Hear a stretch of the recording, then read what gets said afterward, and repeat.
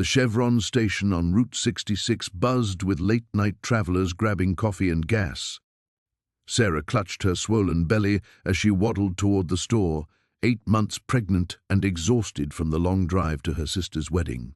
She never saw the drunk driver, barreling through the parking lot at 60 miles per hour, headlights off, weaving between parked cars like a missile seeking destruction. But Marcus Ghost Rivera saw everything. The former Hell Angels enforcer had been tracking this particular killer for 3 states. Not the drunk driver, that was just random chaos. The real threat was the man in the blue sedan who'd been following Sarah since Phoenix, waiting for the perfect moment to strike. Marcus had spent 15 years as the club's cleaner, specializing in problems that needed to disappear. Now he used those same deadly instincts to hunt a different kind of predator. As Sarah stepped into the path of certain death, Marcus gunned his Harley across the asphalt and shouted the words that would save 2 lives, "Don't move!" But how did he know Sarah was never the real target? Before we jump back in, tell us where you're tuning in from, and if this story touches you, make sure you're subscribed because tomorrow I've saved something extra special for you.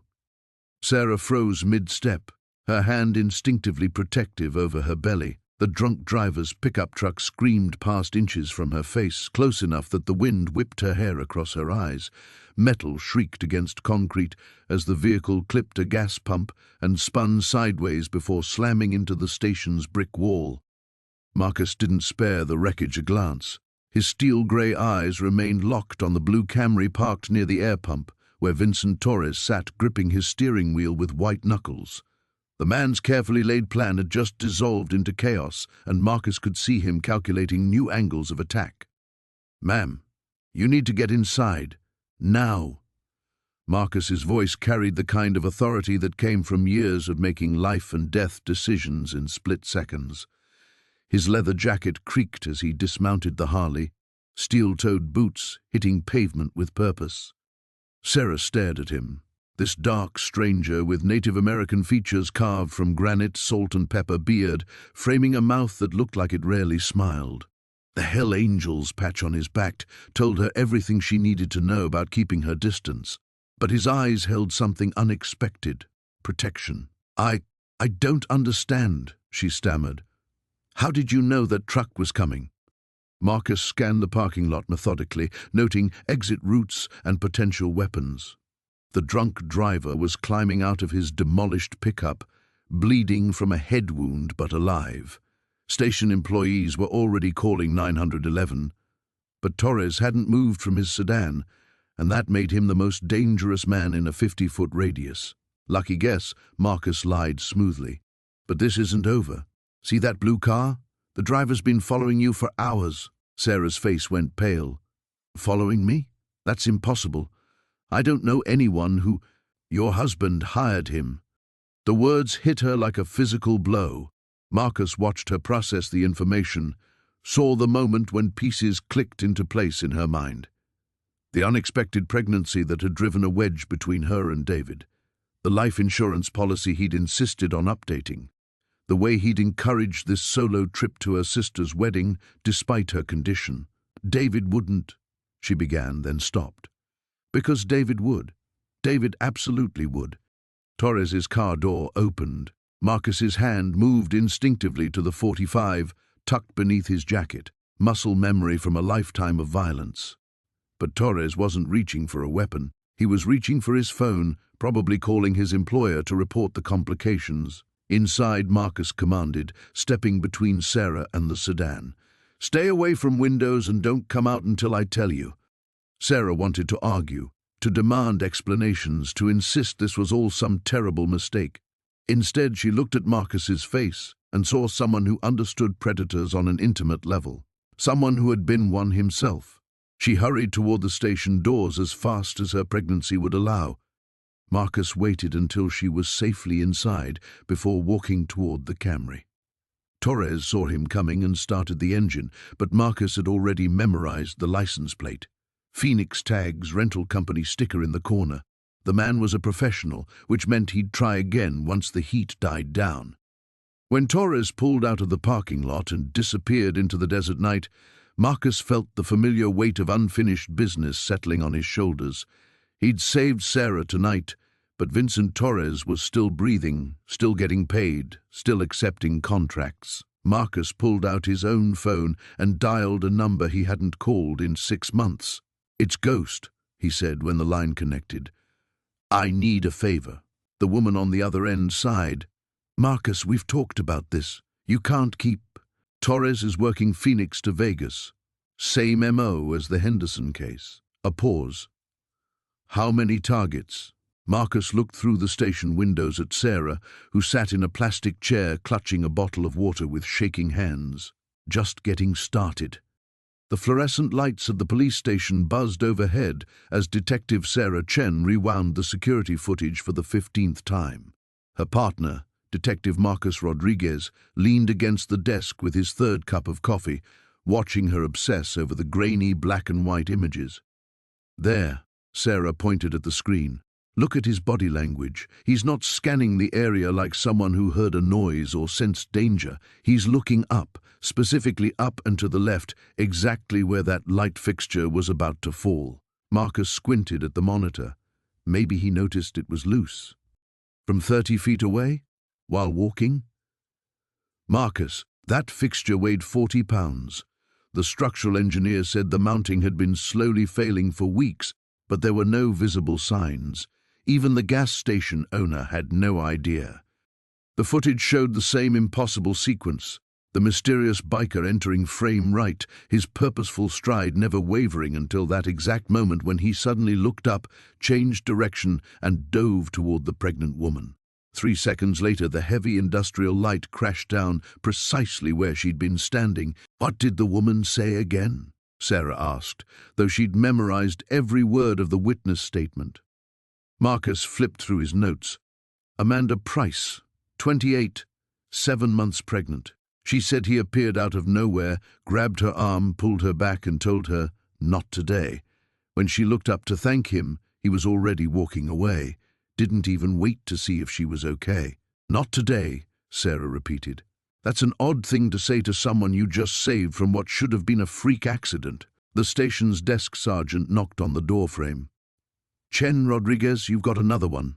Sarah looked up sharply. "Another what?" "Similar situation. Downtown about 20 minutes ago. Witnesses say a guy in black leather jacket pushed a businessman out of the way just before a delivery truck ran a red light." Would have been a fatality for sure. The partners exchanged glances. Sarah was already reaching for her coat. The intersection downtown still buzzed with activity when they arrived. Emergency vehicles lined the street, their red and blue lights painting the surrounding buildings in alternating colors. The delivery truck sat sideways across 2 lanes, its front bumper crumpled against a fire hydrant. Sarah approached the businessman, who sat on the back of an ambulance being treated for minor scrapes. James Morrison, according to his business card, was an insurance adjuster in his 50s with salt and pepper hair and hands that still trembled slightly from the adrenaline. "I was checking my phone," Morrison explained, his voice shaky. "Stupid, I know. Light turned green for pedestrians, and I started walking. This guy comes out of nowhere and just shoves me backward. Hard. I hit the ground, and that truck came barreling through the intersection maybe 2 seconds later." "Can you describe the man who pushed you?" Sarah asked, pen poised over her notepad. "Tall, maybe 6'2", dark hair, leather jacket, motorcycle boots. He had these eyes." Morrison paused, searching for the right words. "Intense, like he was seeing something the rest of us weren't. Did he say anything to you?" "Yeah, that's the weird part. As he was walking away, he said something like, 'Pay attention' or 'Stay alert.' But he said it so quietly, almost like he was talking to himself." Marcus was interviewing other witnesses nearby. A hot dog vendor had seen the stranger approach from the north. A taxi driver said the man seemed to know exactly when to act, like he'd been watching the intersection for just that moment. But none of them had seen where he'd come from or where he'd gone afterward. Sarah walked to the crosswalk where Morrison had been standing. The delivery truck had blown through the red light at full speed, according to witnesses. The driver claimed his brakes had failed, though preliminary inspection suggested he'd simply been distracted by his phone. She studied the intersection's angles, the sight lines, the timing of the traffic lights. From any reasonable vantage point, no one should have been able to predict the truck would run the light.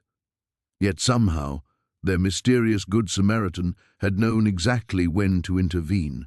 "Sarah," Marcus called out, "you need to hear this."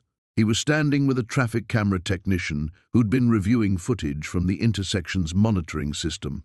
"Show her what you showed me," Marcus said. The technician pulled up the video on his tablet. "This is from the camera across the street, about 90 seconds before the incident." The footage showed normal pedestrian and vehicle traffic. Then, at the edge of frame, a figure in black appeared to be standing perfectly still, watching the intersection, not waiting to cross, not checking traffic, just watching. "He's been there for almost 2 minutes before he moves," the technician explained, "like he's waiting for something specific to happen." Sarah felt a chill that had nothing to do with the evening air. 2 incidents in one day, 2 impossible predictions, 2 perfect interventions by the same mysterious figure. Someone out there could see death coming. Detective Sarah Chen stared at the security monitor for the 15th time, her coffee growing cold as frame by frame revealed the same impossible sequence. The timestamp read 3:47 p.m. when the mysterious biker first appeared at the edge of the gas station lot, his black Ducati gleaming under the afternoon sun. What bothered her wasn't his arrival, it was how he moved with such deliberate purpose, as if following an invisible script. The pregnant woman, identified as Maria Santos, had been pumping gas at Station 4. Normal afternoon, normal routine. Then at 3:52, the biker dismounted and began walking toward her with measured steps. No hesitation, no looking around, just a direct path that suggested intimate knowledge of what was about to unfold. Chen's partner, Detective Ray Morrison, leaned over her shoulder. "Run it again from when the semi approaches." The massive 18-wheeler entered the frame at 3:53, driver clearly struggling with the wheel. Later investigation revealed brake failure, but what the camera captured defied explanation. The biker had already positioned himself between Maria and the truck's trajectory a full 3 seconds before the vehicle showed any signs of losing control. "Look at his stance," Chen muttered, tapping the screen. "He's not watching the truck. He's not even facing the right direction initially. So how does he know?" The footage showed the leather-clad figure, face obscured by a dark helmet, suddenly pivot and lunge toward Maria just as the semi jackknifed. His tackle was precise, carrying her clear of the sliding trailer that demolished the gas pump she'd been using. Debris scattered like shrapnel, but they landed safely behind a concrete barrier. Morrison rubbed his stubbled chin. "Maybe he heard something we can't pick up on the audio?" Chen had already considered that angle. The gas station's audio system was decent, capturing ambient noise clearly. She'd isolated every sound from those crucial moments. Traffic hum, pump mechanisms, distant radio music from an open car window, nothing that would indicate mechanical failure before the biker moved. "The truck driver's statement is consistent," she said, pulling up the report. "Jake Morrison, no relation," she added with a glance at her partner. 30-year veteran driver. Says the brakes felt fine until they suddenly weren't. No warning signs, no grinding, nothing. The mystery deepened when they'd tried to locate the biker. Security cameras from neighboring businesses showed him leaving the scene on his motorcycle, but the license plate was obscured by mud, too conveniently obscured. Traffic cameras picked up the Ducati heading east on Highway 9, then nothing, like he'd simply vanished. Maria Santos had been surprisingly unhelpful during her interview at the hospital. Still shaken and protective of her unborn child, she insisted she never saw the man's face and couldn't recall any distinguishing features beyond his black leather jacket and helmet. Her gratitude was genuine, but her memory seemed selectively fuzzy about details that might help identify her savior. "What about the helmet?" Morrison suggested. "Custom job, maybe? That might narrow it down?" Chen pulled up enhanced stills from the footage. The helmet was indeed distinctive. matte black with subtle geometric patterns that seemed to shift in different lighting. She'd already sent images to local motorcycle shops and online forums, but no matches yet. The case was officially classified as a traffic accident with Good Samaritan intervention, but Chen couldn't shake the feeling they were missing something crucial.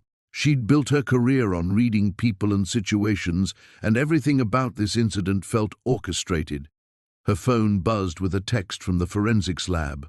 The debris analysis from the destroyed gas pump had yielded something interesting: microscopic traces of an unknown metallic compound embedded in the concrete where the biker had positioned himself. The material didn't match anything from the truck or pump assembly. "Ray, look at this." She showed him the forensics report. They found metal fragments that don't belong to any part of the accident scene. Morrison frowned. Could be from his bike. Maybe he'd been there before, checking out the location? That possibility sent a chill through Chen. If the biker had scouted the location beforehand, it suggested premeditation. But premeditation of what? How could anyone predict a random mechanical failure? She pulled up traffic incident reports from the past 6 months, searching for similar patterns. 3 near misses involving pregnant women and mechanical failures, 2 in different states, 1 in a neighboring county. In each case, witness reports mentioned a motorcyclist in dark gear who seemed to appear from nowhere at the crucial moment. "Ray," she said quietly, "I think we're dealing with something bigger than a lucky bystander." Morrison leaned closer to read the reports. "You're suggesting what exactly? That someone's predicting accidents?" Chen stared at the frozen image on her screen, the moment of impact, the biker's perfect positioning, Maria's shocked face as she was pulled to safety. The mathematical precision of it all bothered her more than she cared to admit. "I'm suggesting," she said, "that either we're dealing with the luckiest man alive or someone who knows exactly when death is coming." Detective Sarah Chen stared at the security monitor for the 15th time, her coffee growing cold as she rewound the footage to 2:47 p.m. The timestamp flickered as she watched the mysterious biker's head snap toward the pregnant woman a full 3 seconds before the gas pump explosion that never came. Instead, he'd tackled her to the ground just as a speeding delivery truck jumped the curb. Its driver slumped over the wheel from what the coroner would later determine was a massive heart attack. "Run it again," said her partner, Detective Marcus Rodriguez, leaning over her shoulder.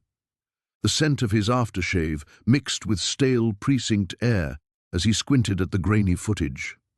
Sarah's finger hovered over the replay button. "Look at his posture right here.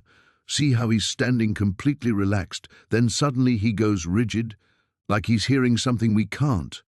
The footage rolled again in slow motion. The biker, tall, lean, wearing a worn leather jacket, had been filling up his Kawasaki when his entire body language shifted. His head tilted slightly, as if listening to a whispered warning. Then he moved with surgical precision toward the woman browsing snacks near the convenience store entrance. "Could be he saw the truck coming," Marcus suggested, though his tone carried doubt. "Peripheral vision maybe caught the swerve." Sarah shook her head. "The truck's not even in frame yet. And watch his eyes. He's not looking at the street. He's looking at her, like he knows exactly what's about to happen to her specifically." The precinct buzzed with afternoon activity around them, phones ringing and keyboards clacking, but Sarah felt isolated in this puzzle. She'd worked dozens of cases involving split-second heroics, but something about this felt different, calculated, impossible. "Did we get anything from the gas station attendant?" she asked. Marcus flipped through his notepad. "Kid named Tyler, 19, says the guy paid cash, didn't speak much. Weird thing, though. Tyler remembers him checking his watch constantly, like he was waiting for something specific to happen." Sarah paused the footage at the moment of impact.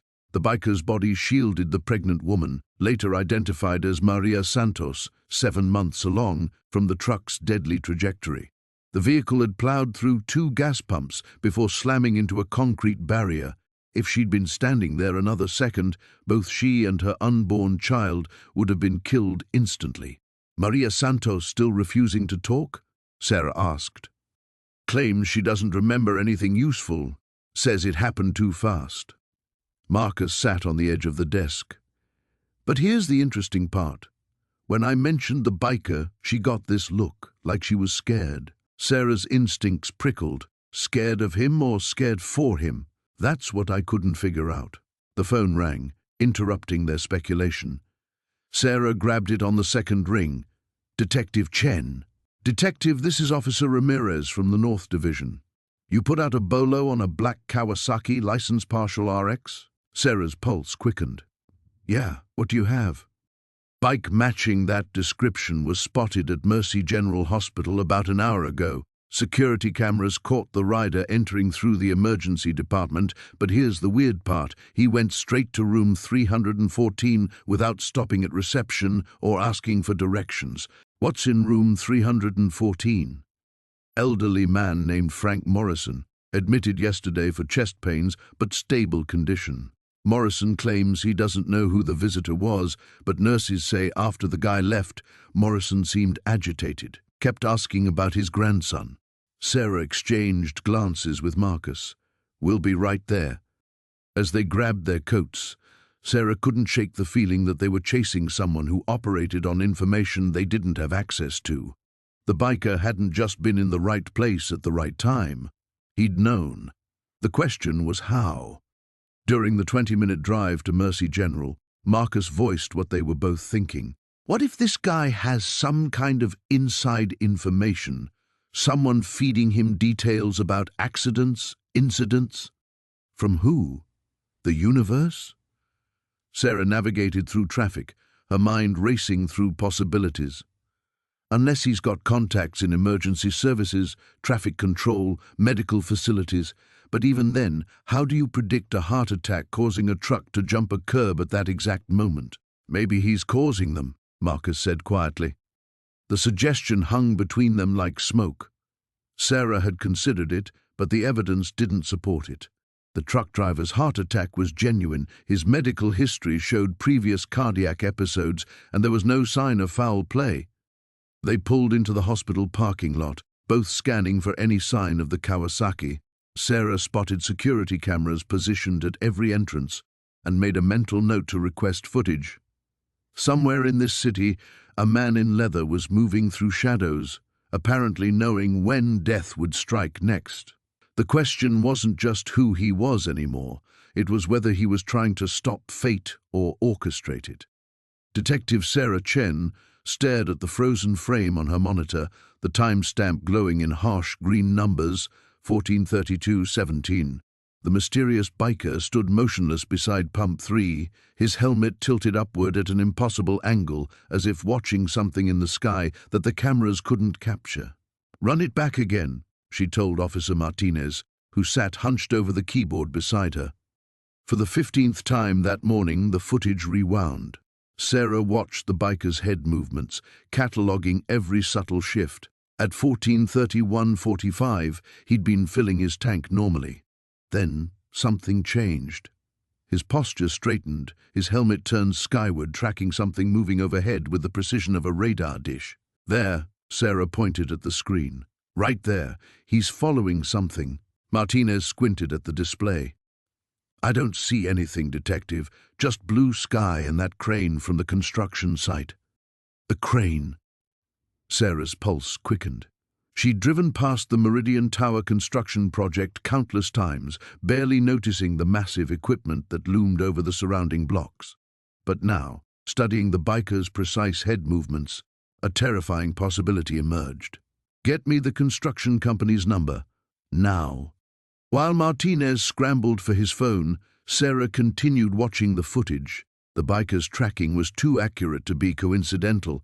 He wasn't just looking up randomly, he was following a specific trajectory, anticipating where something would fall before it actually dropped.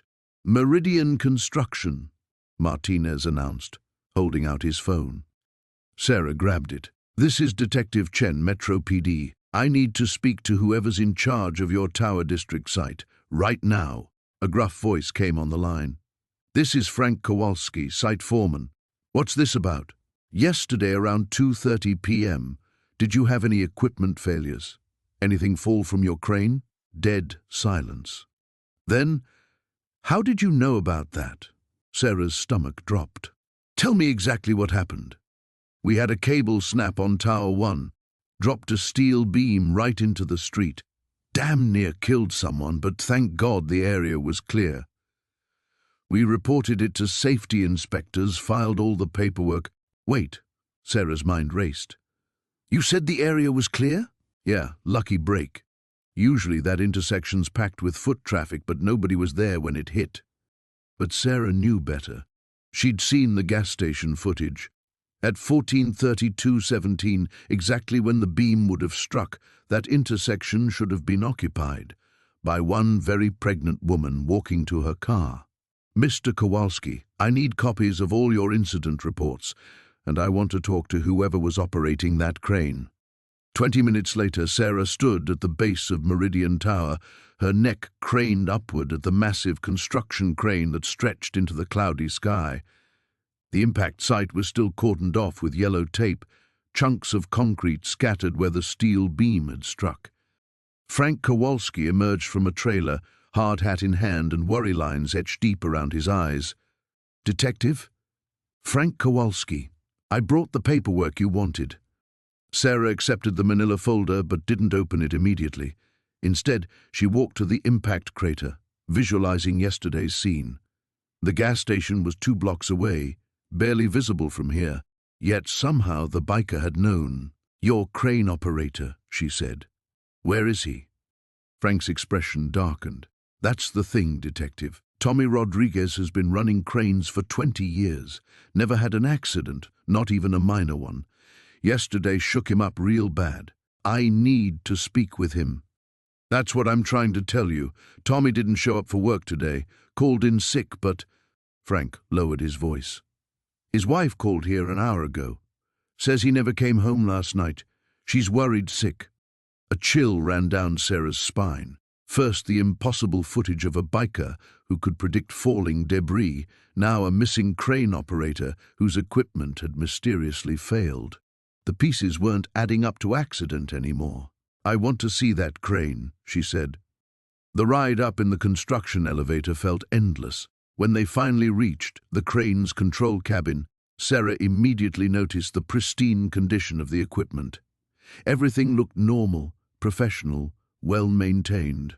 Show me where the cable snapped, she instructed. Frank pointed to a section of replaced cable. Right there. Clean break, happened fast. Tommy said he heard this weird noise right before it went. Sarah examined the cut end of the old cable, still attached to the crane's housing. Her blood ran cold. The break was too clean, too precise. This wasn't metal fatigue or normal wear. Mr. Kowalski, she said carefully, this cable was cut. Frank's face went pale. That's impossible. Who would? Someone who wanted that beam to fall at exactly 14:32:17, Sarah finished. Someone who knew a pregnant woman would be walking through that intersection at that precise moment. The implication hung heavy between them.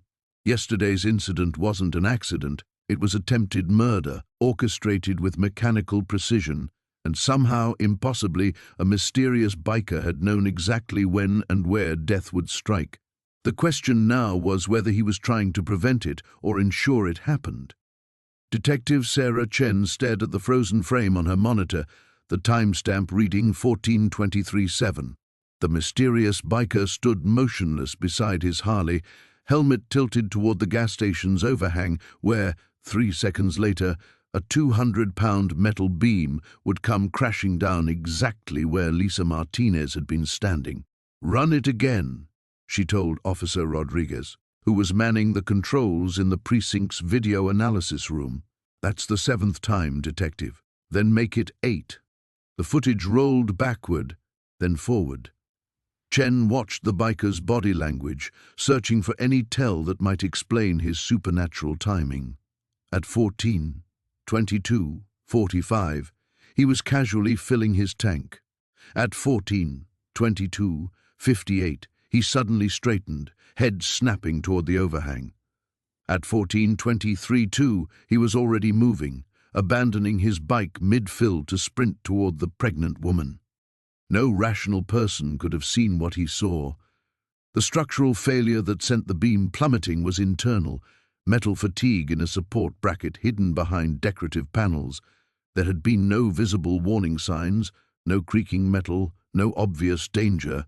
Yet somehow he knew. Chen's phone buzzed. A text from the number she'd found in the gas station's payment records. "Stop looking for me.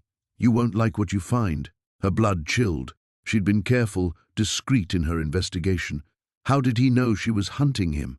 Detective? Rodriguez was staring at her pale face. "You okay?" Before she could answer, her phone rang. Unknown number. Chen. Detective Sarah Chen. Badge number 4729. Divorced, no kids. Lives alone in apartment 3B on Maple Street. The voice was gravelly, distorted. "Your sister Emma teaches 3rd grade in Portland. Your mother visits her every Tuesday." Chen's hand tightened on the phone. "Who is this?" "Someone who saves lives. But I can't save everyone, especially those who insist on putting themselves in danger." "Are you threatening me?" A pause. "I'm warning you. There are things in this world you don't understand, detective. Forces that your procedural manuals and evidence bags can't contain. Walk away." "Not happening." "You want to explain how you knew that beam was going to fall? How you moved before anyone else even realized there was danger?" "Because I see what's coming. Always have. It's not a gift, it's a curse. And it's one you don't want to share." Chen gestured frantically at Rodriguez, who was already working to trace the call. "Seeing the future? That's your story? 3 years ago, you worked the Riverside Elementary case. 23 children died in that fire. You blamed yourself because you arrived 4 minutes too late." Chen's breath caught. The Riverside fire was in her sealed personnel file. "How do you—" "You still wake up screaming their names. Amanda Foster. Tyler Chen, no relation, but the shared surname haunts you. Sarah Kim. Michael—" "Stop!" Chen's voice cracked. "Just stop! I see their faces in your nightmares, detective, just like I see the beam falling, the car running the red light, the gas leak explosion. I see death before it strikes. And sometimes, if I'm fast enough, strong enough, lucky enough, I can stop it." Rodriguez was shaking his head. The call was bouncing through multiple relays, untraceable. "Why?" Chen whispered. "Why do you do it?" "Because what's the alternative? Watch people die when I could save them. I tried that once. Never again. Then why hide? Why not work with us?" A bitter laugh. "You think your department would believe me? You think they'd let a man who claims to see the future operate freely? They'd lock me up, study me, turn me into a weapon. I've seen that future too." Chen leaned forward. "Where are you? Let's meet, face to face. I'm closer than you think. Look up." Chen's blood turned to ice. She rushed to the window of the second-floor analysis room. Across the street, in the parking structure, a lone figure sat on a motorcycle. Even from this distance, she could see he was looking directly at her. "You see me now," the voice continued. "Just like I saw you coming into my life the moment you started that footage. Some futures can't be changed, detective. Some paths, once started, lead exactly where they're meant to lead." "What's that supposed to mean?" "It means you're going to keep hunting me, no matter what I say. It means you're going to uncover things that will change everything you believe about reality. And it means that in 12 days, you're going to need me more than you can possibly imagine." The line went dead. Chen watched as the figure across the street started his engine. Even through the window, she could hear the Harley's distinctive rumble. By the time she reached the street, he was gone. But tucked under her windshield wiper was a single photograph that made her knees buckle. It was her, standing in this exact spot, holding this exact photograph, but in the picture she was surrounded by flames. The fluorescent lights of the police evidence room cast harsh shadows across Detective Sarah Chen's face as she leaned over the enlarged photograph. The image showed Marcus Kane mid-motion, his body twisted in an impossible angle as he dove toward Emma Rodriguez. What bothered her wasn't the dramatic rescue itself, but the timestamp in the corner. He'd moved 3 full seconds before the truck tire exploded.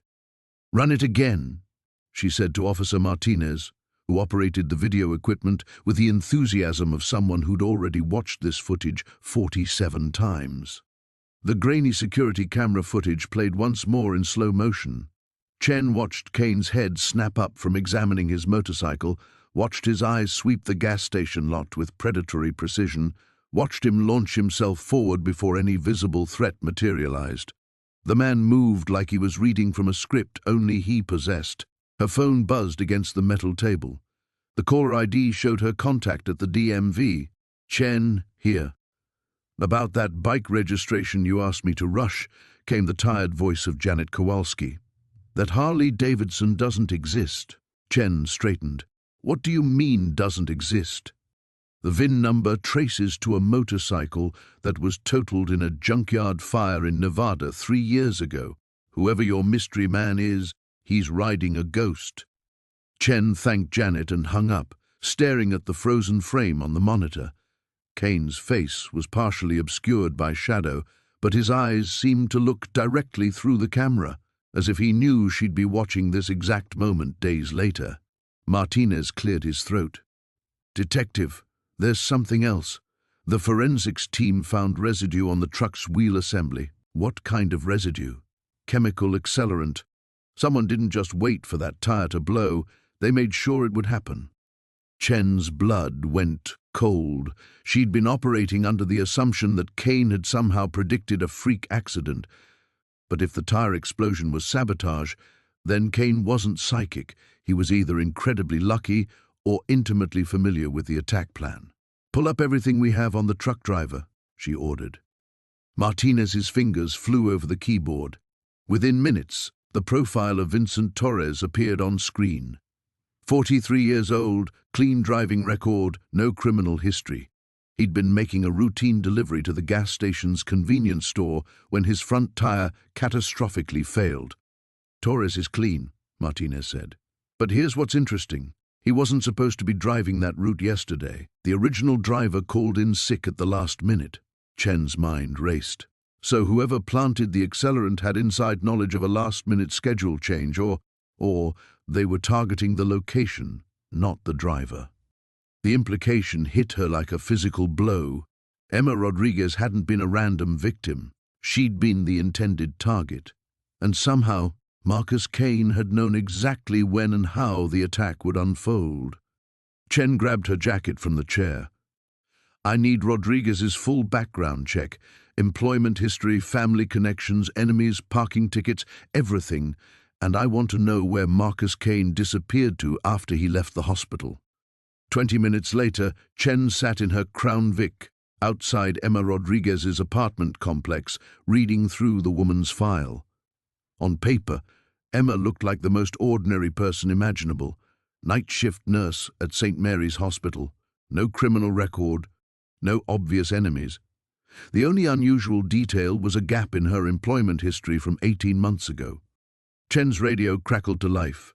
"All units, we have a 187 at the Riverside Industrial District. Victim is male, approximately 40 years old, multiple gunshot wounds." Something cold settled in Chen's stomach. She grabbed the radio. "This is Detective Chen. I'm en route. Can you confirm victim identity?" "Negative on ID, but witnesses report seeing a motorcycle fleeing the scene. Black Harley-Davidson." Chen floored the accelerator, her mind spinning. Kane had saved Emma's life yesterday, and now someone was dead. Coincidence seemed increasingly unlikely. The crime scene was chaos when she arrived. Uniformed officers had cordoned off a section of the industrial district where warehouses stood like concrete monuments to urban decay. The victim lay sprawled between two buildings, his body positioned with deliberate precision. "What do we know?" Chen asked the first responder. "Vincent Torres, age 43. Same guy who was driving the truck yesterday at the gas station incident." Chen's blood turned to ice. The truck driver was dead, and Kane was in the wind. She knelt beside the body, noting the 3 precise bullet wounds. This wasn't random violence. It was an execution. Her phone buzzed with a text from an unknown number. "Some secrets are worth killing for. Stop digging, detective, before you find something that buries you too. Chen looked up from her phone, scanning the empty windows of the surrounding warehouses. Somewhere out there, Marcus Kane was either a guardian angel with impossible knowledge or a killer tying up loose ends. Either way, she was certain of one thing. Emma Rodriguez was still in danger, and Chen was now a target herself. The leather jacket felt heavier on Marcus's shoulders as he guided his Kawasaki through the pre-dawn streets of downtown. 3 days had passed since the gas station, and the visions were coming faster now, more intense. He'd managed to prevent 2 more deaths, a construction worker who would have been crushed by a falling beam and an elderly man whose medication interaction would have caused a fatal heart attack. Each intervention left him more drained, more questions burning in his mind. Dr. Sarah Chen had texted him coordinates to meet at an abandoned warehouse on the industrial side of town. Marcus knew it was risky, but the nightmares were getting worse. He needed answers, and she seemed to be the only person who might have them. The warehouse loomed against the grey morning sky, its broken windows like dead eyes. Marcus parked his bike behind a rusted shipping container and approached the side entrance Sarah had specified. The door stood slightly ajar. Inside, the space was cavernous and filled with shadows.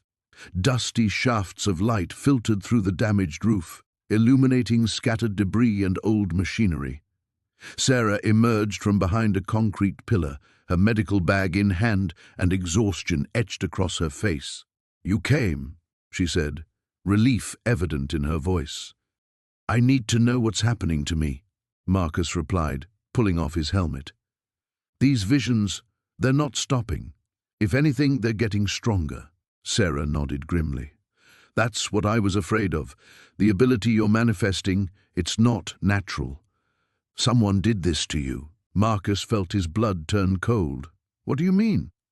"The research I've been doing, the files I've accessed. There was a government program called Project Foresight. It was shut down officially in 1987, but—" She paused, glancing around nervously. "I think it continued in the shadows. They were experimenting with temporal perception enhancement." "You're talking about time travel?" "Not travel exactly. More like temporal awareness. The ability to perceive events before they occur. The test subjects were given experimental drugs, subjected to electromagnetic field manipulation, psychological conditioning." Sarah's voice dropped to a whisper. "Most of them died. The few who survived either went insane or developed abilities like yours." Marcus stared at her, pieces of a puzzle he didn't know he was solving beginning to click into place. The gaps in his memory, the scars on his arms that he couldn't remember getting, the way certain government buildings made him feel inexplicably anxious. "How do you know all this?" he asked. "Because my father was one of the researchers," Sarah said, her voice breaking slightly. "Dr. James Chen. He kept files, recordings. He was trying to document what they were doing, planning to expose it. Then one day, he just disappeared, along with all the official records." A sound echoed through the warehouse, the screech of metal on concrete. Both of them froze, listening. Footsteps, multiple sets, moving with military precision. "They followed you," Sarah whispered, her face pale. "Or they followed you," Marcus replied, but there was no accusation in his voice. He was already moving, grabbing her arm and pulling her toward the back of the warehouse. "Is there another way?" "I don't know. The main doors burst open with a thunderous crash. Men in black tactical gear poured through, their movements coordinated and efficient. Marcus caught a glimpse of their leader, a tall man with silver hair and cold eyes that seemed familiar in a way that made his stomach churn. "Dr. Chen," the man called out, his voice echoing through the warehouse. "Subject 7. Please don't make this more difficult than necessary." Subject 7. The designation hit Marcus like a physical blow, triggering a flash of memory. A sterile white room, electrodes attached to his skull, a voice counting down from 10. "This way," he hissed to Sarah, leading her through a maze of old equipment toward what looked like a fire exit. Behind them, the tactical team was spreading out, their boots creating an ominous rhythm against the concrete floor. They reached the exit only to find it chained shut from the outside. Marcus cursed, looking around desperately. The visions that usually came to him were strangely silent now, as if the stress was interfering with whatever mechanism allowed him to see the future. The loading dock, Sarah pointed to a raised platform at the far end of the warehouse. There might be a way down from there. They ran, keeping low behind the industrial equipment. Marcus could hear the team getting closer, could sense their methodical search pattern. These weren't ordinary security guards or police. They moved like people who had done this many times before. As they reached the loading dock, Marcus finally felt the familiar tingling sensation that preceded a vision. But instead of seeing a death to prevent, he saw something else. Sarah, unconscious on a gurney, being wheeled into a facility he recognized with crystal clarity. And himself, strapped to a chair, those same cold electrodes being attached to his skull once again. "They're not just here to capture us," he told Sarah as they climbed onto the platform. "They're planning to continue the experiments on both of us." A silver-haired man's voice boomed across the warehouse again. "Subject 7, you cannot run from what you are. We made you. We can unmake you just as easily." The abandoned warehouse on the outskirts of the industrial district felt like stepping into a tomb. Sarah's footsteps echoed off concrete walls as Marcus led her deeper into the cavernous space, his leather jacket creaking with each movement. Emergency lighting cast harsh shadows between towering support pillars, creating a maze of darkness and amber pools. "This is where it started," Marcus said, his voice carrying an edge she hadn't heard before. He stopped beside a makeshift workstation, several folding tables covered with monitors, hard drives, and equipment she couldn't identify. 3 years ago, I was just another data analyst for Nexus Corporation. Boring job, steady paycheck, normal life. Sarah's hand instinctively moved to her belly as the baby kicked. The warehouse felt wrong somehow, like the air itself was charged with malevolent energy. What changed? Marcus powered up one of the monitors, his fingers dancing across a keyboard with practiced efficiency. "I discovered something I wasn't supposed to see. Nexus wasn't just analyzing consumer behavior patterns like they claimed. They were predicting death." The screen flickered to life, displaying complex algorithms and data streams that meant nothing to Sarah, but seemed to make perfect sense to Marcus. He pulled up a file marked with yesterday's date. Every transaction, every social media post, every digital footprint we leave behind, Nexus was feeding it all into their prediction engine. They called it Project Oracle. His jaw tightened. The AI became so sophisticated it could forecast when and where fatal accidents would occur with 97% accuracy. Sarah felt the blood drain from her face. "That's impossible." "Is it?" Marcus turned the monitor toward her. The screen showed a familiar location, the gas station where they'd met. Timestamps indicated the data was compiled hours before the truck incident. Traffic patterns, driver behavior analysis, mechanical stress indicators from connected vehicles, even weather conditions that affect visibility and reaction times. The algorithm processes it all. She stared at the data, her mind struggling to process the implications. But if they could predict these accidents, why didn't they prevent them? Marcus's expression darkened. Because prevention wasn't profitable. They weren't trying to save lives. They were selling the information to insurance companies, investment firms, anyone willing to pay for advanced knowledge of mortality statistics. He opened another file, this one showing financial transactions in the millions. They could manipulate stock prices, adjust policy premiums, even place strategic bets on specific outcomes. That's monstrous. Sarah backed away from the monitor, but Marcus caught her arm gently. "It gets worse. When I tried to expose them, they made me disappear. Officially, Marcus Chen died in a car accident 3 years ago." He gestured to his scarred face. "This is what's left after they tried to silence me permanently." The pieces were starting to fit together, but Sarah still felt lost in a nightmare that kept expanding. So you've been living in hiding ever since? Not hiding, hunting. Marcus pulled up security footage from various locations across the city, gas stations, intersections, shopping centers, all marked with timestamps and probability assessments. I managed to steal a copy of their core algorithm before I died.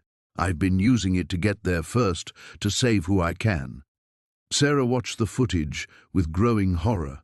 Each clip showed Marcus arriving moments before disaster struck, stopping a woman from walking under a falling construction beam, pulling a child away from a runaway shopping cart, preventing a chain reaction collision at a busy intersection. All incidents that would have appeared completely accidental to any observer. "You've been doing this for 3 years?" she whispered. "Every day. But I'm only one person, and the predictions are increasing in frequency. The AI is getting better at its job." Marcus closed the files and turned to face her fully. "That's why they want you, Sarah. It's not about the baby directly. It's about what happened at that gas station." "I don't understand." Marcus hesitated, then pulled up one final file. This one showed her own digital profile, social media activity, credit card transactions, medical records. But there was something else. Data points that didn't make sense to her untrained eye. When you saw the truck coming, when you moved at exactly the right moment, the algorithm didn't predict that. According to their models, you should have died yesterday. His voice dropped to barely above a whisper. But somehow you saw what was coming. Just like I do. Sarah's legs suddenly felt weak. She gripped the edge of the table for support. "That's impossible. I don't have any special abilities. I just knew something was wrong. The same way I knew to be there." Marcus powered down the monitor. "Nexus has spent 3 years perfecting their death prediction engine, and you're the first person to naturally develop the same instinct. They can't afford to let that anomaly exist."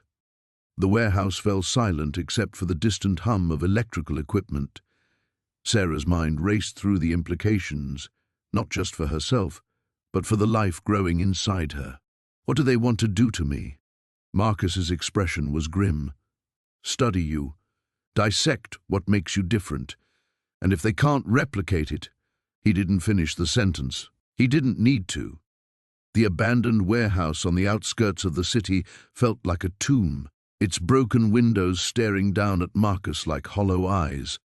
He pulled his motorcycle into the shadows between 2 shipping containers, the engine's rumble echoing off the concrete walls before dying into silence. The coordinates from Elena's phone had led him here, to this industrial graveyard where rust and decay painted everything in shades of death. Marcus checked his watch.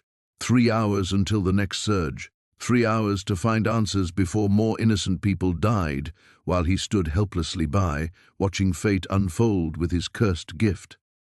The warehouse door hung askew on its hinges, and Marcus slipped through the gap with practiced silence. Inside, the air tasted of motor oil and something else, something metallic that made his teeth ache. Emergency lighting cast sickly yellow pools across a maze of abandoned machinery and tarped vehicles. He followed the scent deeper into the building, past workbenches covered in electronic equipment he didn't recognize. Circuit boards, monitors, and devices that hummed with barely contained energy filled every surface. This wasn't just a hideout, it was a laboratory. "I wondered when you'd find this place." Marcus spun toward the voice, his hand instinctively reaching for the knife at his belt. A figure emerged from behind a towering server rack, and Marcus felt his blood freeze. The man was thin, almost gaunt, with prematurely grey hair and eyes that seemed to look through him rather than at him. But it was the way he moved that made Marcus's skin crawl, like he was walking through water, each step measured and deliberate. "You're him," Marcus said, "the one behind this." The man smiled, revealing teeth too perfect for his weathered face. "Behind what? Death? I'm afraid I can't take credit for that particular invention, though I have found ways to improve upon it." Marcus noticed the device clipped to the man's ear, a sleek piece of technology that pulsed with the same rhythm as a heartbeat. "You're seeing them too. The shadows. Seeing them? The man laughed, a sound like grinding metal. "My dear boy, I'm creating them." The revelation hit Marcus like a physical blow. All this time, he'd assumed his visions were some kind of supernatural curse, a burden he'd been forced to bear. But this madman had found a way to manufacture death itself. The gas station, the bridge collapse, the subway tunnel, Marcus said, pieces falling into place. You orchestrated all of it. Orchestrated is such a crude word. I prefer to think of it as conducting a symphony. Death has its own rhythm, you see, its own patterns. All I did was find a way to amplify them, to turn whispers into screams. The man gestured to the equipment around them. Quantum resonance technology. It took me 15 years to perfect, but now I can create temporal fractures, tiny tears in the fabric of causality that draw death like a magnet. The shadows you see are just the visible manifestation of probability cascading toward its inevitable conclusion. Marcus felt sick. Why? What could possibly be worth killing innocent people? Innocent? The man's eyes flashed with sudden fury. Where was innocence when my daughter was dying in that hospital bed? Where was mercy when every doctor told me there was nothing they could do? The world is random, cruel, meaningless, so I decided to give it meaning. My meaning. He pulled out a tablet, its screen showing a map of the city dotted with pulsing red markers. Each location represents a quantum anchor point. When activated in sequence, they create a resonance cascade that will blanket the entire metropolitan area.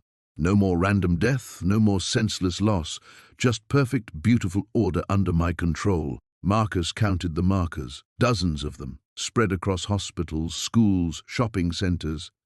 You're talking about genocide. I'm talking about evolution. The survivors will understand what I've learned, that death isn't the enemy, chaos is, and chaos can be conquered. The man tapped his earpiece, and Marcus suddenly saw them. Shadows erupting from every corner of the warehouse, tendrils of darkness reaching toward him with hungry fingers. But these were different from the ones he'd seen before, stronger, more focused. "Unfortunately, you've become something of a problem," the man said conversationally. "Your little interventions have begun to disrupt the resonance patterns. I can't have that." Marcus dodged as a shadow tendril whistled past his head, leaving a line of frost on the concrete wall behind him. He rolled behind a workbench as more shadows converged on his position, their touch turning metal brittle and glass to powder. "You can't fight them forever," the man called out. "They're not bound by physics the way you are. They exist between moments, in the spaces where possibility becomes reality." Another shadow grazed Marcus's shoulder, and he felt his jacket disintegrate under its touch. The cold burned like acid, numbing his arm. He needed to get out, needed to warn Elena and Detective Shaw about what was coming. But as he looked toward the exit, more shadows materialized to block his path. The man's laughter echoed through the warehouse as death itself closed in from every direction. The abandoned warehouse smelled of rust and forgotten dreams.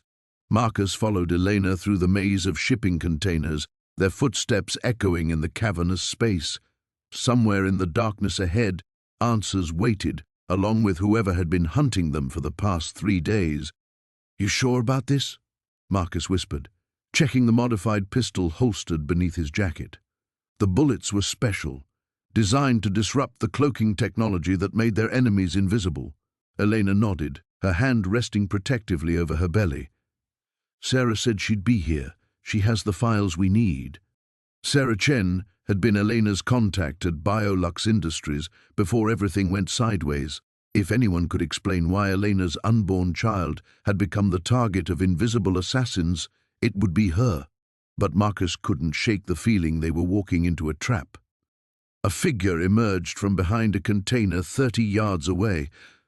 Sarah looked older than in the photos Elena had shown him, her once neat lab coat now wrinkled and stained.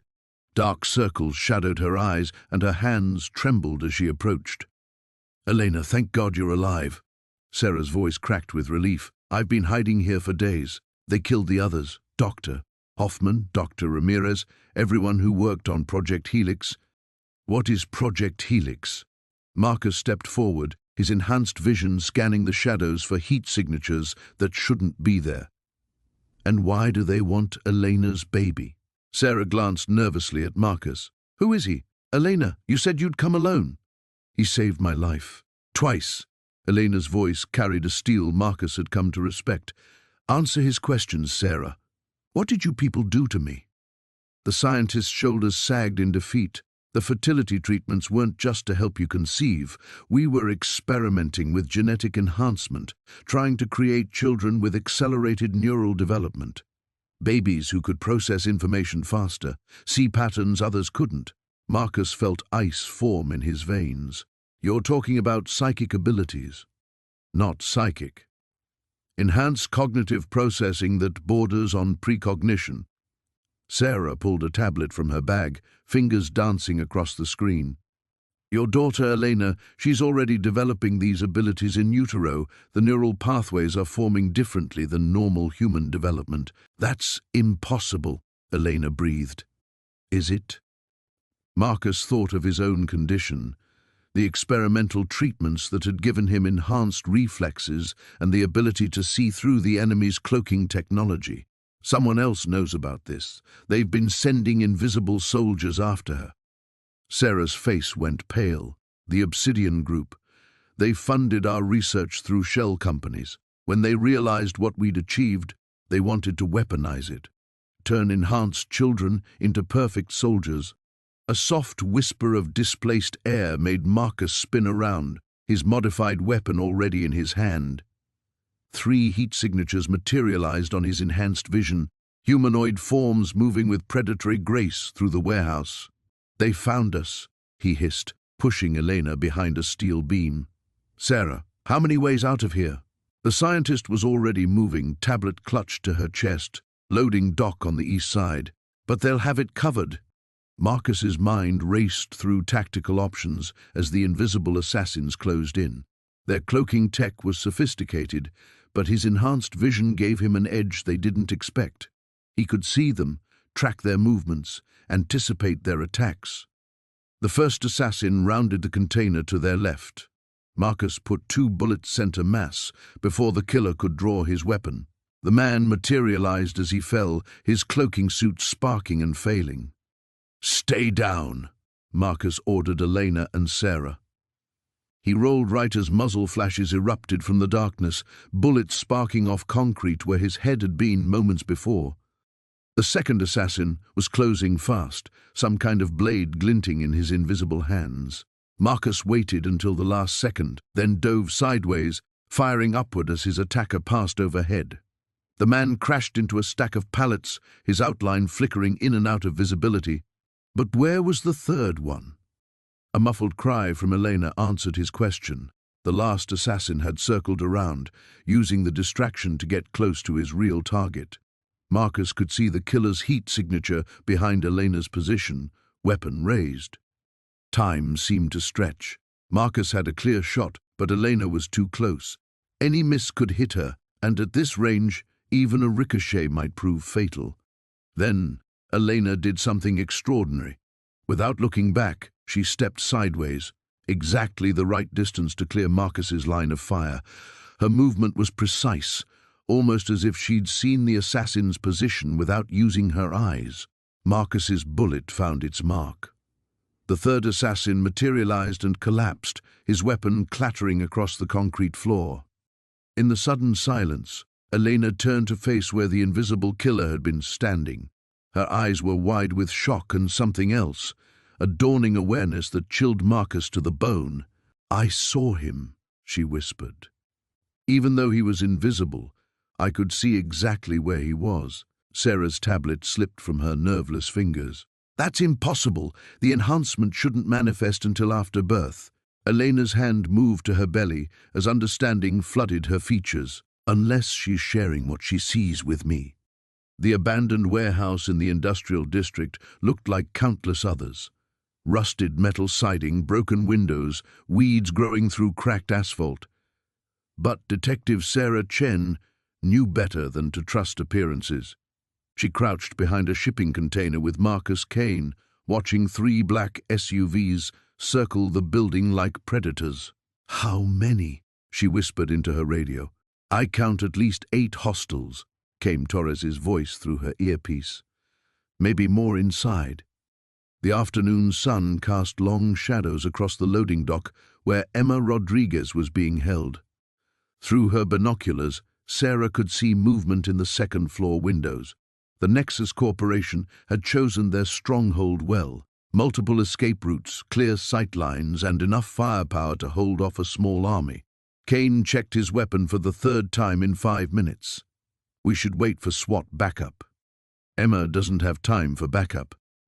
Sarah's jaw tightened as she remembered the pregnant woman's terrified face at the hospital. 3 days ago, Emma had been rescued from an assassination attempt by a mysterious biker. Now she was bait in a trap designed to lure that same savior into the open. A low rumble echoed across the empty lot. Both detectives turned toward the sound, a single motorcycle approaching from the east. The rider wore familiar black leather and a dark helmet, moving with the same fluid confidence Sarah had witnessed on the security footage. "Son of a bitch actually showed up," Kane muttered. The motorcycle slowed as it neared the warehouse perimeter. Instead of charging straight in, the rider dismounted and seemed to study the building with an intensity that made Sarah's skin crawl. Even from 200 yards away, she could feel something otherworldly about his presence. "All units, hold position," she ordered. "Let's see what our mystery man has planned." The biker reached into his jacket and pulled out what looked like a small electronic device. He held it up, scanning the warehouse methodically from left to right. After 30 seconds, he pocketed the device and began walking toward the main entrance with deliberate, measured steps. "What the hell is he doing?" Kane hissed. "That's suicide." Before Sarah could respond, the warehouse erupted in gunfire. Muzzle flashes strobed from multiple windows as automatic weapons chattered to life. But the biker wasn't where the bullets were aimed. He'd somehow shifted position just before the shooting started, rolling behind an overturned delivery truck. "Now," Sarah commanded. Police units converged from 4 directions, sirens wailing as they raced toward the warehouse. The Nexus gunmen found themselves caught between the mysterious biker and a coordinated police assault. Confusion spread through their ranks as orders were shouted and contradicted. Sarah sprinted toward the building's rear entrance, Kane close behind. Through the chaos, she glimpsed the biker moving with impossible precision, never where the enemy expected, always one step ahead of death itself. It was as if he could see the bullets before they were fired. The back door exploded outward as 2 men in tactical gear attempted to flee. Sarah dropped the first with a clean shot to the shoulder.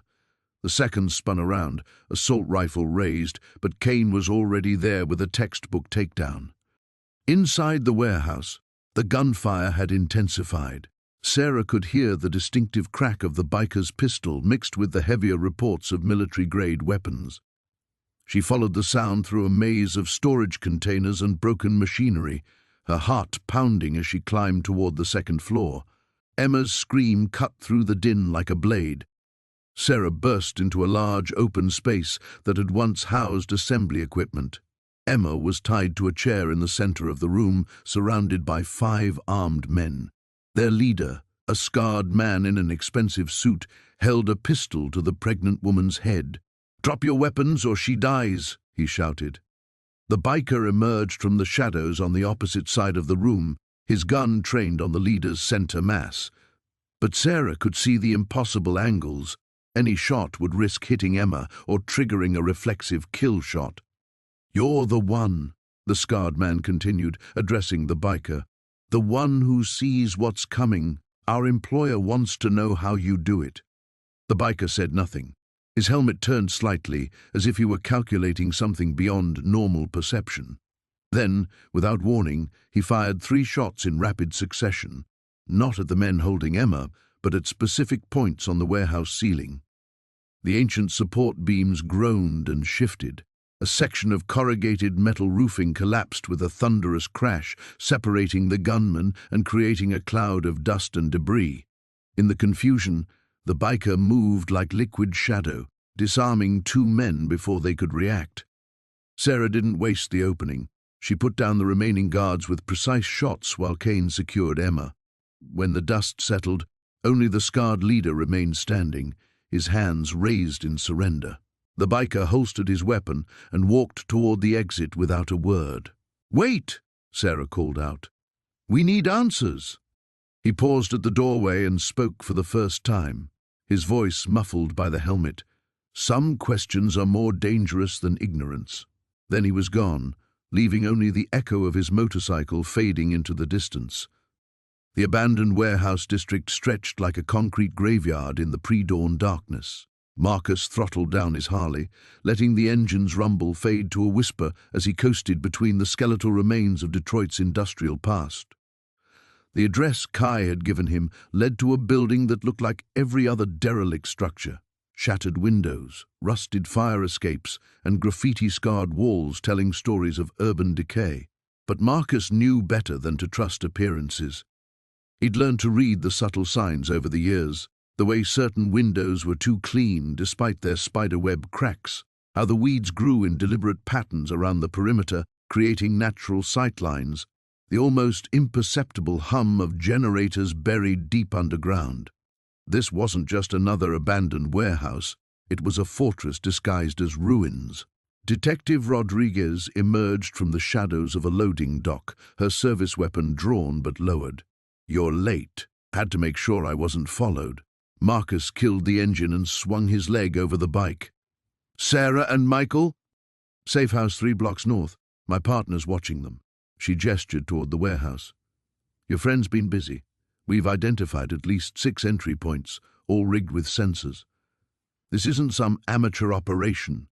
Marcus studied the building's facade, his enhanced perception automatically cataloguing threat vectors and escape routes. The familiar weight of premonition pressed against the edges of his consciousness. Death was close, coiled and waiting like a spring under tension. "There." He pointed to a service door on the building's east side. "That's our way in. The others are traps." Rodriguez didn't question how he knew. After everything she'd witnessed, his inexplicable insights had moved from impossible to invaluable. How many hostiles? 8, maybe 9. Marcus closed his eyes, letting his gift unfurl like radar sweeping through the darkness. Kai's on the 3rd floor, northwest corner. They're hurting him. The detective's jaw tightened. "Then we go now." They moved through the shadows with practiced coordination, Rodriguez's police training meshing unexpectedly well with Marcus's supernatural awareness. The service door yielded to her lockpicks, opening into a corridor that reeked of motor oil and stagnant water. Marcus held up a hand, stopping their advance. In the distance, barely audible, came the sound of someone screaming. "Kai," Rodriguez whispered. The sound triggered something primal in Marcus, a rage that transcended his usual controlled demeanor. These people had turned his gift into a weapon, corrupted something that should have been about saving lives into an instrument of death. Now they were torturing the one person who truly understood what that burden felt like. They climbed a rusted stairwell, Marcus's boots silent on the metal steps, while Rodriguez followed with equal stealth. The screaming grew louder, punctuated by voices speaking in clipped professional tones. Clinical, cold. "The neural pathways are more developed than we anticipated," a woman's voice drifted through the walls. "The temporal lobe shows unprecedented activity. We're looking at evolution in real time." "Then extract what we need," came the reply, a man's voice, tinged with Eastern European accent. "The other subjects are already in position across the country. Once we understand the mechanism, we can replicate it." Marcus felt his blood turn to ice. Other subjects. They weren't just studying his ability, they were building an army of people like him, people who could see death coming and choose who lived or died. At the 3rd floor landing, Rodriguez pressed herself against the wall beside a partially open door. Through the gap they could see Kai strapped to a metal table, electrodes attached to his skull. Machines beeped steadily, monitoring his vital signs, while 2 figures in lab coats made notes on tablets. Marcus counted 4 additional figures positioned around the room, armed guards with military bearing and expensive equipment, professional killers disguised as researchers. But it was the fifth person who made his breath catch, a tall woman with silver hair pulled back in a severe bun, wearing an immaculate business suit that somehow remained pristine in this industrial wasteland. She moved with the kind of confidence that came from wielding absolute power, examining readouts on a monitor as if Kai were nothing more than a laboratory specimen. "Increase the stimulation," she ordered. "We need to trigger another episode." Kai's scream echoed off the concrete walls, and Marcus felt his control finally snap. The premonition hit him like a physical blow, death radiating out from this moment like ripples in a dark pond. Not just for the people in this room, but spreading across the country, across the world. These weren't just criminals or terrorists. They were something far worse. True believers convinced they could engineer a better future by controlling who lived and who died. Marcus looked at Rodriguez and saw his own grim determination reflected in her eyes. "Now," he whispered. They burst through the door like avenging angels, ready to end this nightmare before it could spread beyond these walls. The abandoned warehouse district stretched before them like a graveyard of industrial dreams, skeletal structures jutting against the storm-darkened sky. Marcus gripped the steering wheel tighter as another flash of lightning illuminated the maze of empty buildings ahead. The vision had been crystal clear. Sarah would be here, and tonight would determine whether she lived or died. 2 blocks ahead, then left, he said, his enhanced sight cutting through the darkness like a blade. The temporal echoes were stronger now, overlapping glimpses of possible futures flickering at the edges of his perception. In some, Sarah emerged alive. In others, Detective Rivera checked her service weapon for the 3rd time. "How many are we dealing with?" The architect keeps his inner circle small, maybe 6, plus whatever local muscle he's recruited. Marcus's jaw tightened as another vision flashed, Sarah strapped to a chair, her belly rounded with life, terror stark in her eyes. He's not just trying to kill her anymore. He wants to understand what makes her different. The truck's headlights swept across a chain-link fence topped with razor wire. Beyond it, a massive concrete building squatted like a cancerous growth, its windows dark except for a faint glow on the 3rd floor. "There," Marcus said, killing the engine. The silence that followed felt heavy with approaching violence. They approached the perimeter on foot, Rivera's police training evident in her careful movements. Marcus's supernatural senses painted a detailed picture of the interior, heat signatures, heartbeats, the acrid smell of fear and anticipation. 8 hostiles, just as he'd predicted, but something else lurked in the shadows of possibility, something that made his enhanced perception recoil. "He's here," Marcus whispered. "The architect. I can feel him." The first guard never saw them coming. Rivera's taser dropped him silently, his body crumpling behind a shipping container. The second barely had time to reach for his radio before Marcus was on him, enhanced speed making him appear to teleport across the 20-foot gap. A precise strike to the nerve cluster at the man's neck, and he too collapsed without a sound. They found an entrance through a loading dock, the massive door hanging askew on rusted hinges. Inside, the warehouse stretched into darkness, a labyrinth of abandoned machinery and stacked crates. The smell of rust and decay couldn't quite mask the underlying scent of recent occupation. Marcus held up a hand, his vision shifting into the near future. 3 guards on the 2nd-floor catwalk, 2 more flanking the stairwell, and up on the 3rd floor, in what had once been the foreman's office, Sarah waited with her captors. "They know we're here," he said, reading the sudden tension in the thermal patterns above. "The architect's been planning this. It's a trap. Then we spring it on our terms." Rivera's voice carried the hard edge of someone who'd seen too much violence, absorbed too much loss. "You get Sarah. I'll handle the welcoming committee." Before Marcus could protest, gunfire erupted from above. Muzzle flashes strobed in the darkness as bullets sparked off concrete and steel. Rivera rolled behind a support pillar, returning fire with disciplined bursts that sent the shooters scrambling for better cover. Marcus moved like liquid shadow, his enhanced abilities allowing him to read the trajectory of each bullet before it was fired. He flowed between the deadly streams, impossibly fast, impossibly graceful. A guard leaned over the catwalk railing to get a better angle, and Marcus was suddenly there beside him, 3 stories up, having somehow scaled the wall in a single fluid motion. The man's scream cut off abruptly. The stairwell to the 3rd floor stretched before him, each step measured against the countdown in his mind. In his vision, he saw the architect's pale hands moving with surgical precision, preparing some kind of device. Sarah's time was running out. The office door hung open like a mouth waiting to swallow him whole. Inside, harsh fluorescent lights buzzed overhead, casting everything in stark relief. Sarah sat bound in a metal chair, her eyes wide with fear but still defiant. Standing behind her, a figure in an expensive suit smiled with predatory satisfaction. "You're exactly as I imagined," the architect said, his voice cultured and cold. "The man who sees death before it arrives. Do you know how long I've been waiting to meet you?" Marcus's enhanced sight showed him the room's deadly geometry, pressure plates beneath the floorboards, tripwires threading between furniture legs, and in the architect's hand, a device that pulsed with malevolent energy. "I've been watching you, Marcus," the architect continued. "Ever since that night when you first changed, when you first began to see. You think you're saving people, but you're simply postponing the inevitable. Death finds everyone eventually. Not today," Marcus said, and stepped forward into the trap.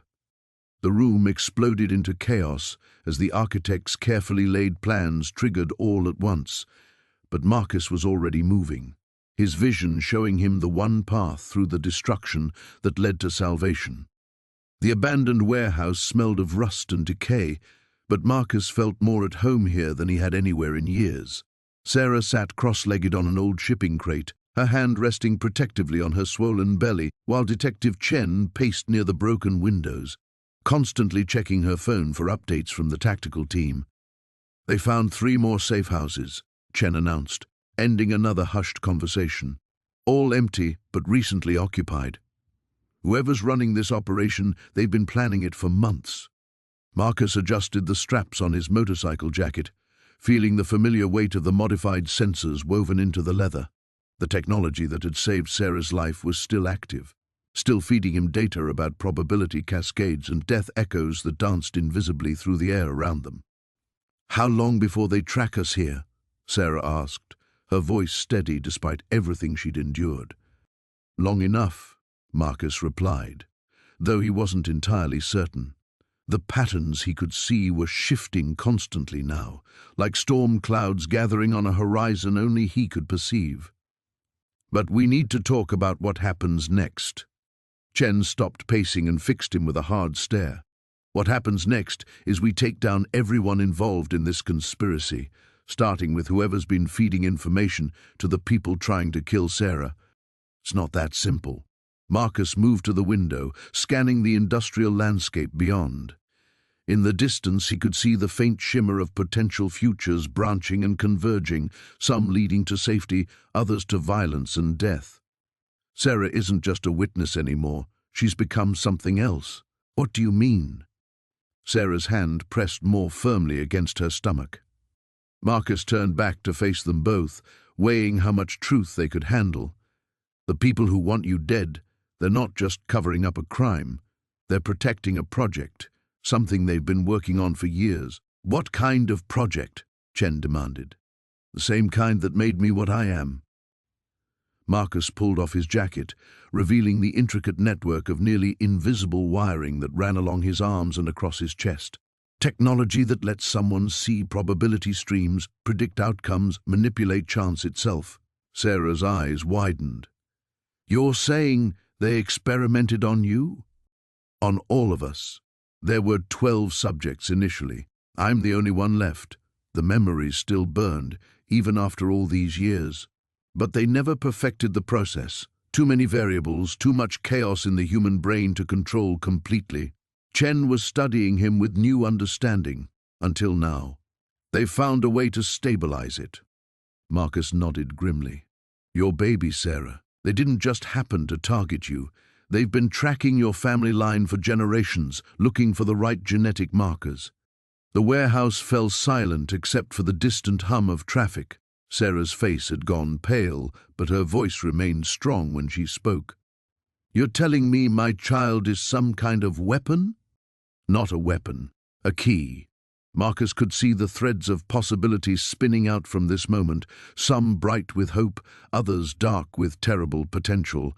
The ability to see and influence probability streams, it's hereditary, but only under very specific conditions. That's why they want her alive, Chen said slowly. They need the baby. They needed her alive until now, Marcus corrected, but something's changed. The patterns I'm seeing, they're different, more violent, more final. As if summoned by his words, the sound of approaching vehicles echoed through the empty streets outside.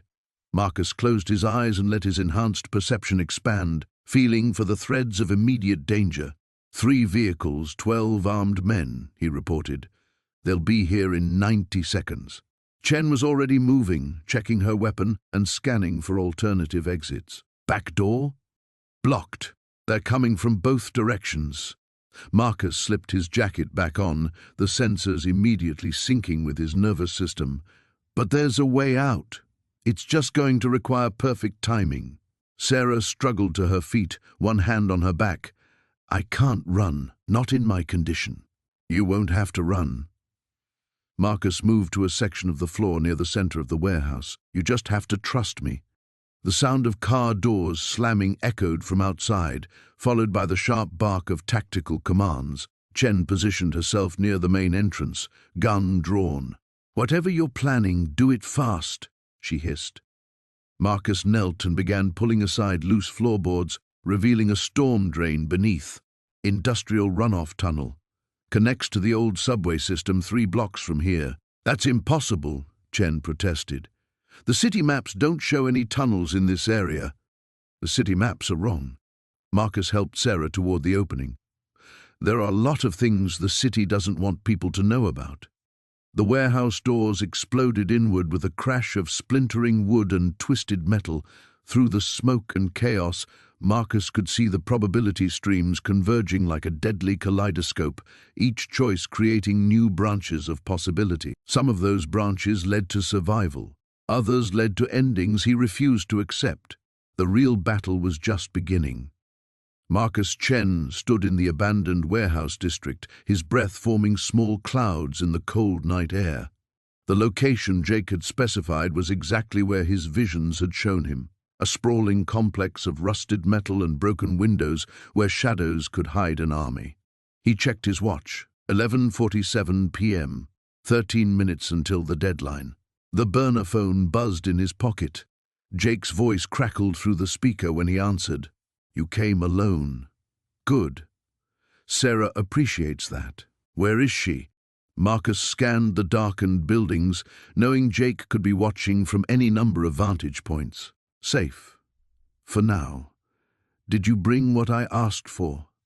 Marcus touched the leather satchel slung across his shoulder, containing every document, every piece of evidence he'd gathered about the organization over the past 5 years.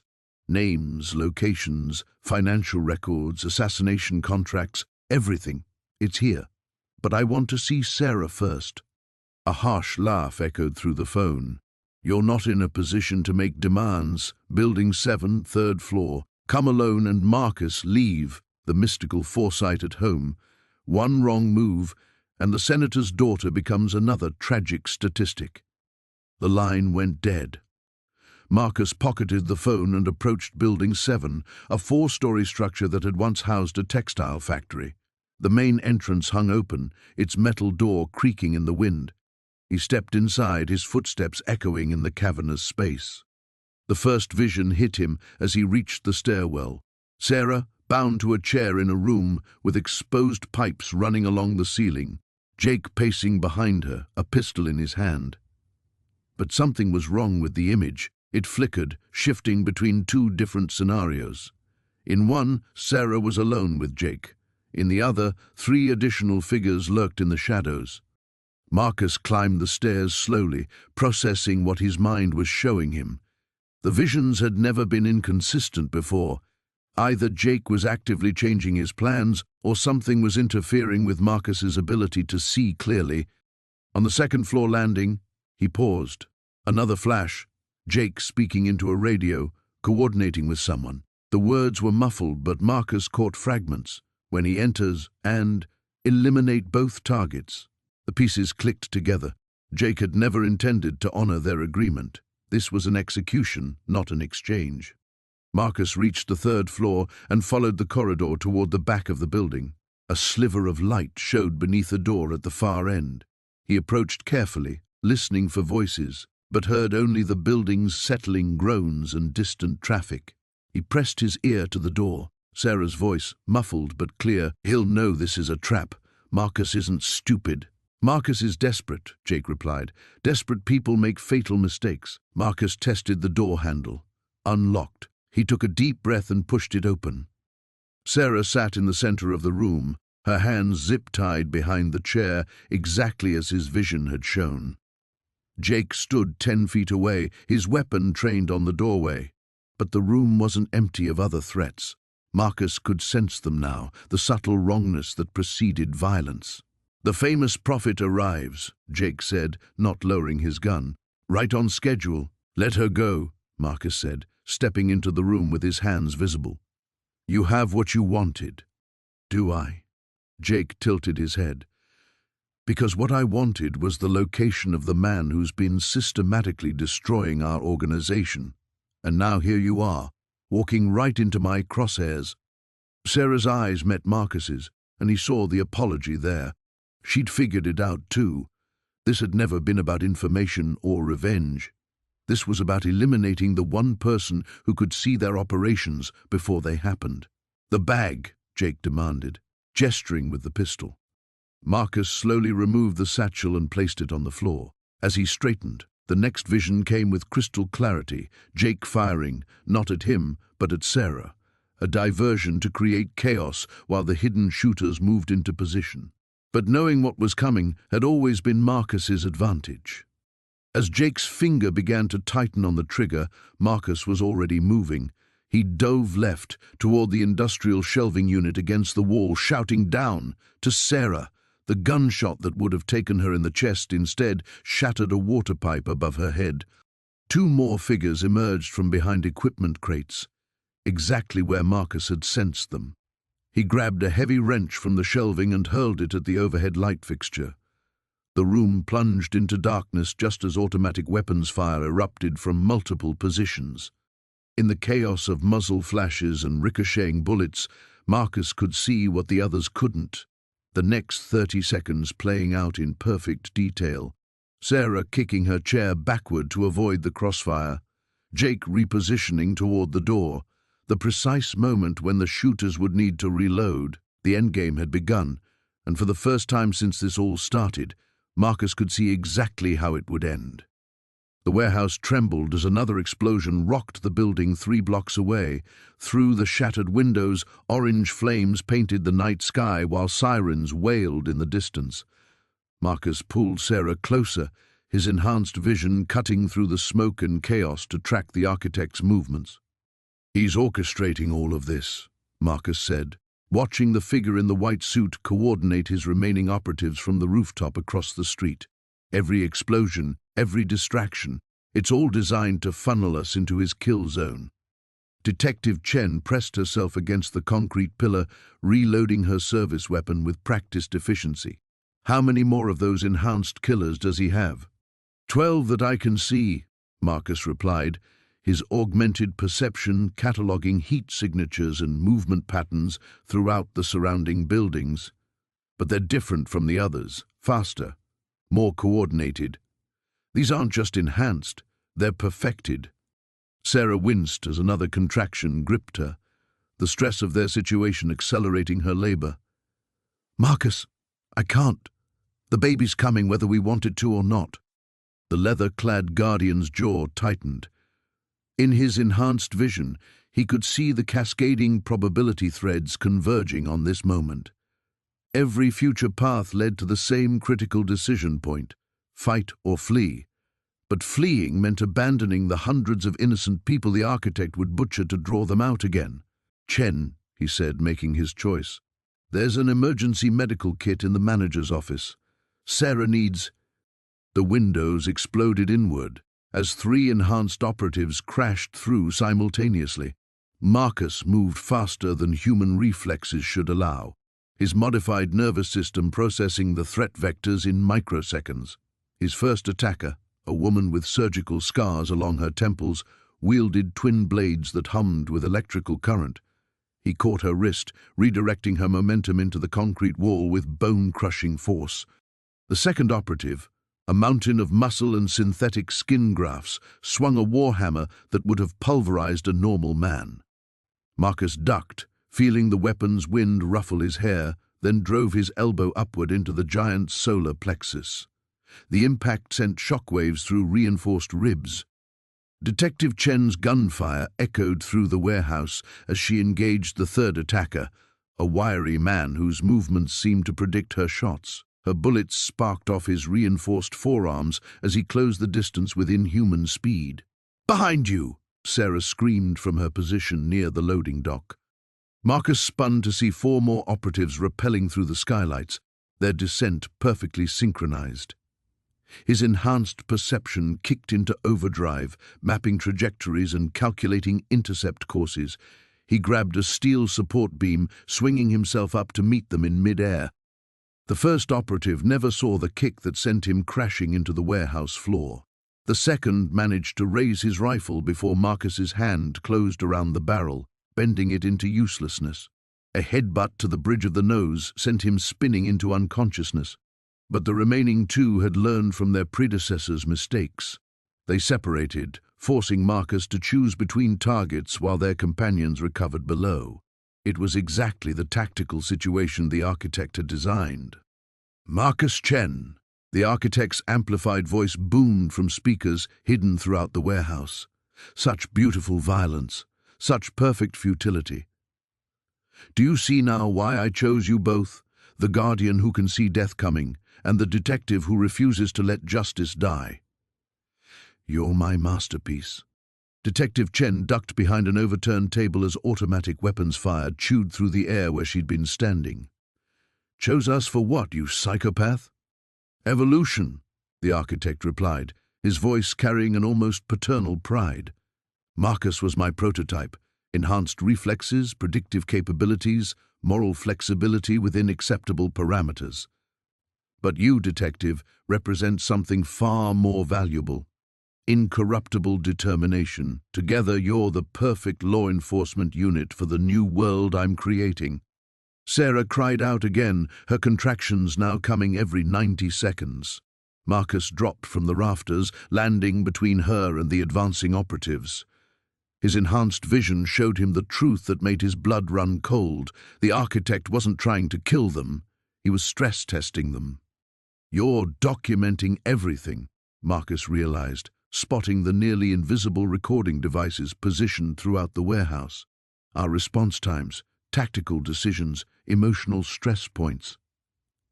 This isn't revenge, it's a job interview." "Brilliant as always," the architect confirmed. "The old world's law enforcement is obsolete. Random crime, unpredictable violence, human limitations, all vestiges of an inefficient system.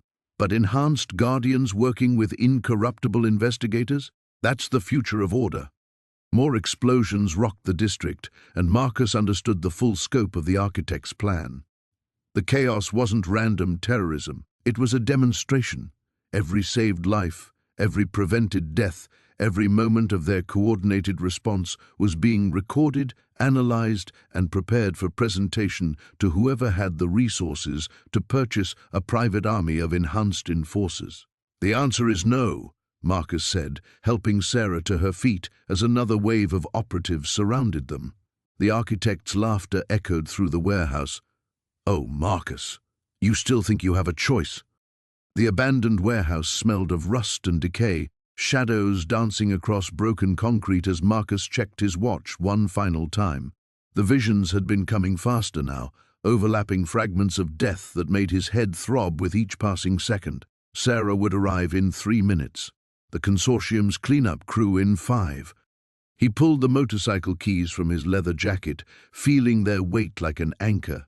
After tonight, he'd never ride again. The neural implant that had given him the ability to see death's approach had also been slowly killing him, each vision burning away another piece of his mind.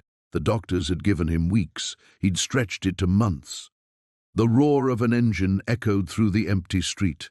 Sarah's sedan pulled up to the loading dock, headlights cutting through the darkness. She stepped out cautiously, one hand instinctively protecting her rounded belly, the other gripping a pistol. "You came," Marcus said, emerging from the shadows. "I keep my promises." Sarah's voice was steady, but he could see the tension in her shoulders. "Even to mysterious strangers who saved my life." Marcus smiled grimly. "Not so mysterious anymore." He gestured to a metal briefcase sitting on a nearby crate. "Everything you need is in there. Financial records, communications, operational details. Enough to bring down the consortium's entire network." Sarah approached the briefcase but didn't open it.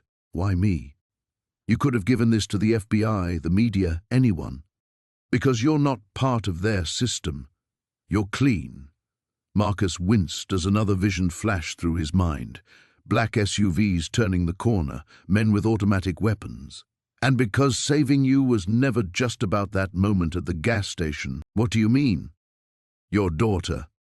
Marcus touched his temple, where the implant pulsed beneath the skin. "I've seen her future. She's going to do something important, something that changes everything, but only if she gets the chance to grow up." Sarah's eyes widened. "How could you possibly know?" "The same way I knew that scaffolding would collapse, that the drunk driver would run the red light, that the gas leak would ignite." Marcus pulled out a small device no bigger than a cell phone. "Dead man's switch. If my heart stops, it transmits everything in that briefcase to every major news outlet simultaneously. The consortium knows this. They'll leave you alone as long as I'm alive." The sound of approaching vehicles grew louder. Sarah grabbed the briefcase, backing toward her car. "Come with me. We can find another way." Marcus shook his head. "There is no other way. They'll never stop hunting me, and eventually they'll track you down too. This ends tonight." 3 black SUVs rounded the corner, tires screaming against asphalt. Marcus straddled his motorcycle, the engine roaring to life beneath him. "Drive south. Don't stop until you reach the state line. There's a safe house address in the files." "Wait!" Sarah called out, but Marcus was already moving. He burst from the warehouse at full speed, the Harley's engine echoing off the empty buildings like thunder. The SUVs immediately gave chase, abandoning any pretense of stealth. Marcus had counted on this. He needed their full attention. The chase wound through the industrial district, Marcus using every shortcut and alley he'd memorized over the past year. Behind him, muzzle flashes lit up the night as the consortium's men fired from their vehicles. Bullets sparked off concrete and metal, but Marcus kept moving, leading them further from Sarah.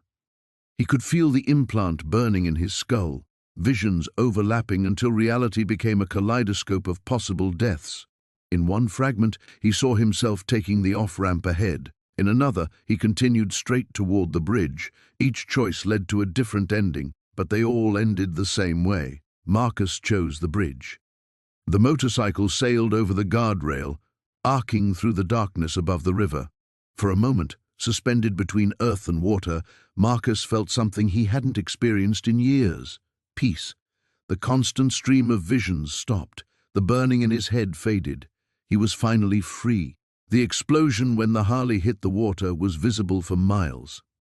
3 weeks later, Sarah sat in a coffee shop in Portland, reading the newspaper headlines about the consortium trials. 17 arrests so far, with more indictments coming daily. The mysterious biker had been right. The evidence he'd provided was comprehensive enough to unravel the entire conspiracy. She placed a hand on her belly, feeling the baby kick. A daughter, the ultrasound had confirmed. Sarah still didn't understand how Marcus could have known that, or any of the things he'd claimed to see. But as she walked to her car, she noticed something odd. A man in a business suit was walking directly toward an open manhole, completely oblivious to the danger. Without thinking, Sarah called out a warning. The man looked up, startled, then stepped safely around the opening. He nodded gratefully and continued on his way. Sarah stood there for a moment, wondering if somehow some small part of Marcus's gift had transferred to her. Then she smiled, got in her car, and drove toward her new life, carrying the future with her.